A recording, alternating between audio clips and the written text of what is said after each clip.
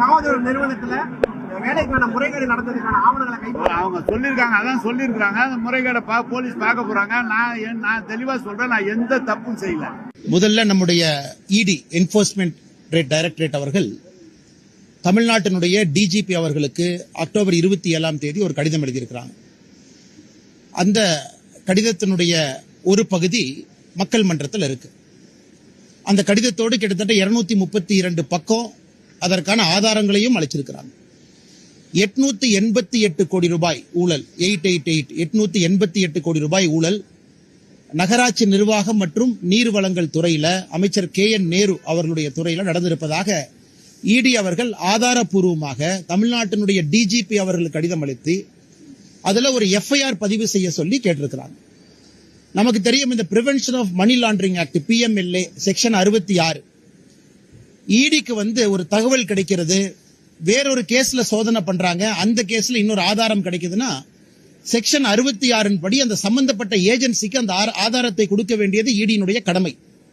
இந்த true value home சம்பந்தப்பட்ட ஒரு CBI வழக்கு 2024 திரு KN நேரு அவர்களுக்கு சம்பந்தப்பட்ட அவருடைய தம்பி KN ரவிச்சந்திரன், KN மணிவண்ணன் அவர்களுடைய இல்லத்துல வேறு வேறு பகுதியில் நடத்தப்பட்ட ரைடில் கிடைக்கப்பட்ட ஆதாரங்கள், இவங்க junior engineer, assistant engineer, down planning officer, sanitary inspector உட்பட 2538 போஸ்டிங், அதுல 2 லட்சம் பேர் எழுதுறாங்க. அண்ணா யூனிவர்சிட்டி, அண்ணா பல்கலைக்கழகம் அந்த பரீட்சை நடத்துறாங்க. அதுல எப்படியெல்லாம் ஊழல் செய்திருக்கின்றார்கள், குறிப்பாக 150 கடைசி அந்த 2538 தேர்ந்தெடுக்கப்பட்டவங்கல்ல 150 பேர் நேரடியான ப்ரூஃப இடி அளிக்கிறாங்க. வாட்ஸ்அப்ல எப்படி கம்யூனிகேட் பண்றாங்க, பணம் யாருகிட்ட கொடுத்தாங்க, அபிஷியலா அண்ணா பல்கலைக்கழகம் ரிசல்ட் டிக்ளேர் பண்றதுக்கு ஒரு வாரத்திற்கு முன்பு KN நேருனுடைய சகோதரர் அவரு கையில KN ரவிச்சந்திரன் அவருடைய கையில வாட்ஸ்அப்ல அந்த முழு லிஸ்ட் இருக்கு. பிரிலிமினரி பரீட்சையில பாஸ் ஆகாத ஒருத்தர் ஒரு புரோக்கர் இன்ஃப்ளூயன்ஸ் பண்ணி ஃபைனல் லிஸ்ட்ல பேரை சேர்த்துறார். இது போன்ற பல ஆதாரங்கள்ல 232 பக்கம் அதை திரட்டி சேகரிச்சு செக்ஷன் 66 PMLA ஆக்ட் அடிப்படையில் தமிழ்நாட்டினுடைய டிஜிபிக்கு அளித்து இதுவரை ஒரு பேச்சு மூச்சு இல்ல. இதுல 2 லட்சம் பேர் எழுதியிருக்கிறாங்க. செலக்ட் ஆனவங்க 2538. அப்ப என்னங்க அர்த்தம்?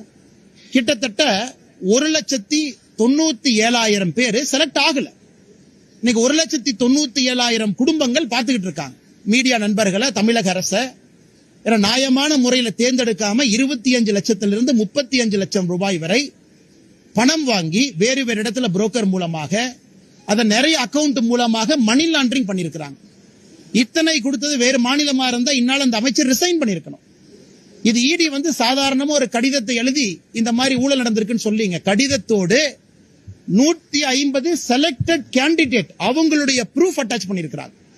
அதன் பிறகு KN Ravichandran, KN Manivannan, KN நேருனுடைய உடன் பிறந்த சகோதரர்கள் 2 பேரு, அந்த ட்ரூ வேல்யூ ஹோம்ஸ்ல பணிபுரியக்கூடிய 4 பேர், 6 பேர்த்தினுடைய வாட்ஸ்அப் மொபைல் போனுடைய டிரான்ஸ்கிரிப்ட், அவங்களுக்குள்ள என்ன பேசினாங்க, ஒரு புரோக்கர் KN ரவிச்சந்திரன் அவங்ககிட்ட பேசின ரெக்கார்டட் கால், இத்தனை விஷயத்தை கொடுத்து 888 கோடி ரூபாய் ஊழல் நடந்திருக்கு.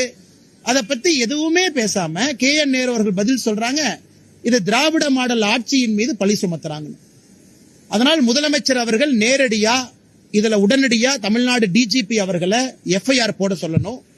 ஏன்னா FIR போடப்பட்ட பிறகுதான் இடி களத்துக்கு வர முடியும். இடியை பொறுத்தவரை ஒரு FIR இல்லாம இடி தன்னுடைய விசாரணை ஆரம்பிக்க முடியாது. அதன் அடிப்படையில தான் இடி அவர்கள் செக்ஷன் 66 அடிப்படையில் ப்ரூஃப் கொடுத்து FIR போடுங்கிறாங்க. இடிக்கு FIR போடுவதற்கு அதிகாரம் இல்லை. அதன் பிறகு சம்பந்தப்பட்டவர்கள் யாராக இருந்தாலும் இடி நடவடிக்கை எடுக்கும். ஏன்னா அதுல மணி லாண்டரிங் நடந்திருக்கு.